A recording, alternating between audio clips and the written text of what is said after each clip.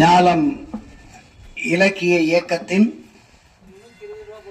மே மாத விழா தொடங்க இருக்கிறது. மெட்ரோ நமக்கெல்லாம் வசதியை கொடுக்கும். ஆனால் அதே மெட்ரோ ரயில் நமக்கு தற்சமயம் கொஞ்சம் வசதியின்மையை கொடுத்திருக்கிறது. இந்த ஒரு மாதமும் இப்படி இருக்கும் என்று நினைக்கிறேன். ஜூன் மாதத்தில் ஓரளவிற்கு சரியாகி ஜூலை மாதத்தில் முழுமையாக சரியாகிவிடும் என்று நம்புகிறேன். எனவேதான் இன்றைக்கு படைப்பரங்கம் என்று ஏற்பாடு செய்து கதைஞர்களையும் கவிஞர்களையும் அவர்கள்தம் படைப்புகளை படைக்க வைப்பதற்கான ஏற்பாட்டை செய்திருக்கிறோம். இந்த படைப்பரங்கத்தை தலைமை தாங்கி ஒருங்கிணைப்பதற்காக ஊரப்பாக்கத்திற்கு நெடுந்தொலைவில் உள்ள ஒரு குக்கிராமத்திலிருந்து வருகை தந்திருக்கிறார் கவிஞர் கவிவேந்தர் செந்தமிழ் சித்தன். ஞாலம் இலக்கிய இயக்கத்தின் செயலாளர் அவர்களை நம் அனைவரின் கரவொலியோடு வருக வருக என்று வரவேற்கிறோம். இந்த நிகழ்ச்சிக்கு முன்னிலை வகிப்பதற்காக ஞாலம் இலக்கிய இயக்கத்தின் புரவலர் வழக்கறிஞர் ஐயா புதுக்கண் அவர்கள் வருகை தந்திருக்கிறார்கள். அவர்களை வருக வருக என்று வரவேற்கிறோம். ஞாலம் இலக்கிய இயக்கத்தின் புரவலர் தமிழ் தொண்டர் ஆவே செல்லப்ப ரெட்டியார் அவர்கள் வருகை தந்திருக்கிறார்கள். அவரையும் வருக வருக என்று வரவேற்கிறோம். சொர்க்கோ மணிமாறனுக்கு கவலை வந்துவிட்டது. வரவேற்புரை என்று என்னை போட்டுவிட்டு வருக வருக என்று வரவேற்கிறோம் என்று அவர்களை இவர் மேடைக்கு அழைத்துக் கொண்டிருக்கிறாரே, இவர் என்ன தலைவர் என்று அவர் மனத்தில் எண்ணிக்கொண்டிருப்பார். ஏனென்றால் அவர் புதிய தலைவரை பார்த்தவர்.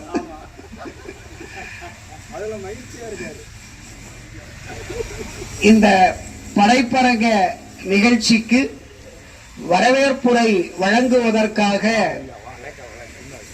நன்மங்கலம் கீழ்கட்டளை 2க்கும் இடைப்பட்ட இடத்திலிருந்து வருகை தந்திருக்கிறார்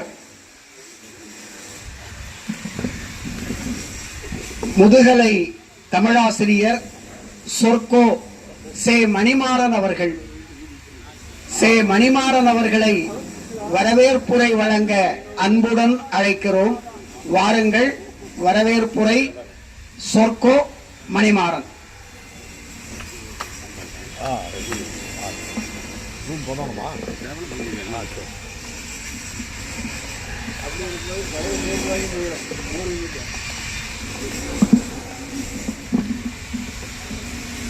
அனைவருக்கும் அன்பான மாலை வணக்கம்.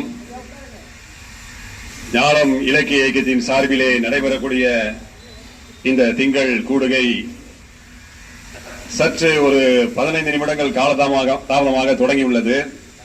காரணத்தை நம்முடைய ஐயா அவர்கள் முகிலையா அவர்கள் எடுத்து சொன்னார்கள். ஏனென்று சொன்னால் இந்த மெட்ரோ ஒர்க் நடக்கிறதுனால பல இடர்பாடுகள், மிகப்பெரிய இடர்பாடுகள். இன்னைக்கு ஐயா புதுக்கண் அவர்கள் அது முடிஞ்ச பிறகு வரவேற்புரையா. அனைவரும் முதலாவது நிகழ்ச்சியின் தொடக்கமாக தமிழ் தாய் வாழ்த்தை எழுந்து நின்று பாடும்படி அன்புடன் கேட்டுக்கொள்கிறேன்.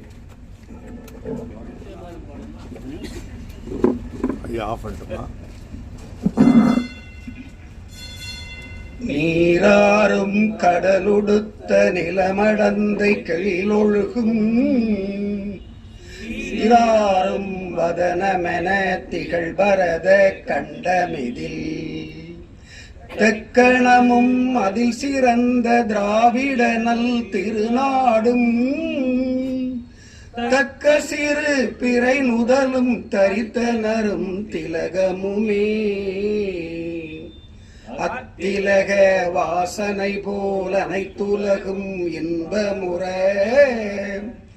எத்திசையும் புகழ் மணக்க இருந்த பெரும் தமிழனங்கே தமிழனங்கே உன் சீரிழமை திறம் வியந்து செயல் மறந்து வாழ்த்துதுமே வாழ்த்துதுமே வாழ்த்துதுமே.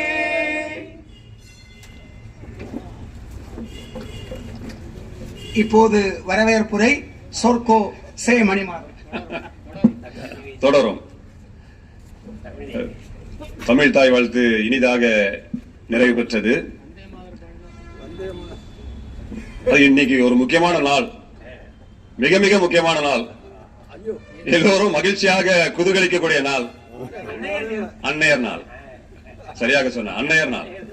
ஆனால் அன்னையர் அனைவருக்கும் என்னுடைய ஞானம் இலக்கிய இயக்கத்தின் சார்பிலே மனமார்ந்த வாழ்த்துக்களை தெரிவித்துக் கொள்கிறேன். அடுத்தபடியாக ஒவ்வொரு நாளுமே நமக்கு முக்கியமான நாள் தான் வாழ்க்கையில. அப்பதான் நம்ம கடந்து போக முடியும். நாட்களை கடந்து போகணும்னா சும்மா கிடையாது. ஒவ்வொரு நாட்களும் நம்ம முக்கியமாக கருதி செயல்படுகின்ற பொழுதுதான் அந்த நாள் இனிமையாக இருக்கும் என்பது என்னுடைய கருத்து. அந்த வகையிலே இந்த நிகழ்ச்சிக்கு முன்னிலை வகித்திருக்கக்கூடிய நம்முடைய லயன் பி புதுக்கன் அவர்கள், அவர் வழக்கறிஞர், மிக சிறந்த ஒரு பண்பாளர்.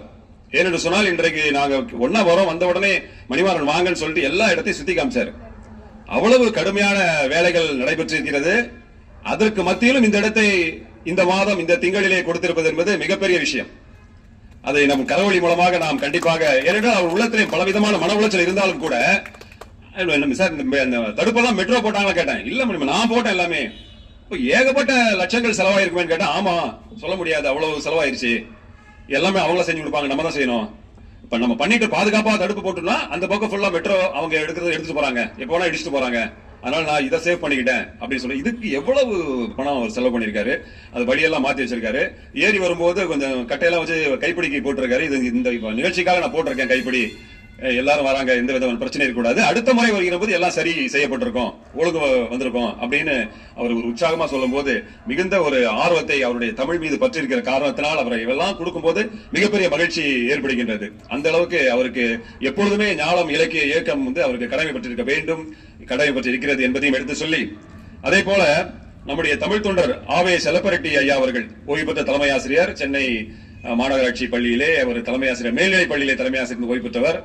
அவர் இந்த வயதிலும், நடுவில் கொஞ்ச நாள் உடம்பு செல்லாம இருந்து சில மாதங்கள் நிகழ்ச்சிக்கு வரல, ஆனா இன்றைய தினம் அவர் நம்முடைய கூட்டிட்டு வரும்போது அவ்வளவு பொறுமையாக இந்த 2 ஃப்ளோர் ஏறி வரணுங்கிற ஒரு எண்ணத்தோட, அந்த உந்துதல், முடியலப்பா வேற வழி இருக்கு, கஷ்டமா இருக்கு, நான் வரல அப்படின்னு சொல்லாம, அந்த கடுமையான ஒரு சிச்சுவேஷன்லயும் ஒரு அந்த தன்னுடைய நிலையில தன்னுடைய உள்ளத்துல பலத்தை வரவழைச்சுக்கிட்டு அவர் ஏறி வந்த விதம், ஏன்னா அப்பெல்லாம் பக்கத்துல இருந்து நானும் வரேன் கூட, கண் கூட பார்க்க முடிஞ்சது.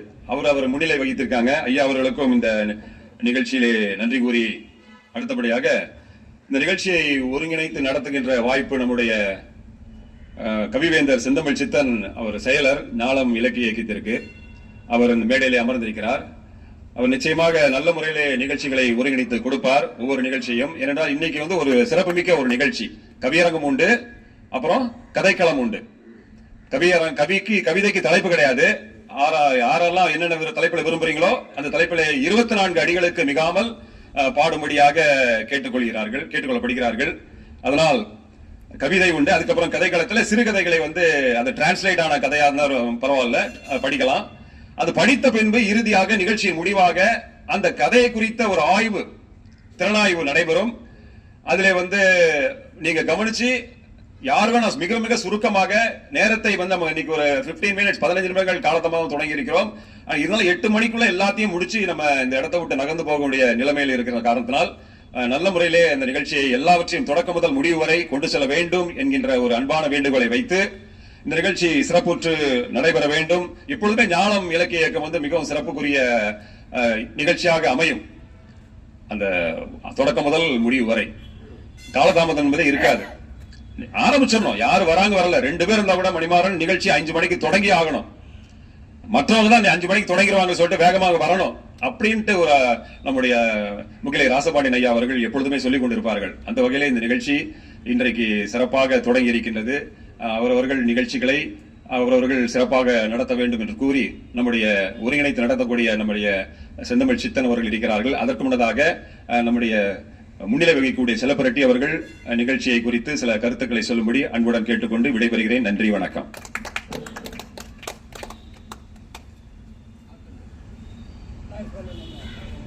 மைக் எடுத்து கொடுத்துருங்க.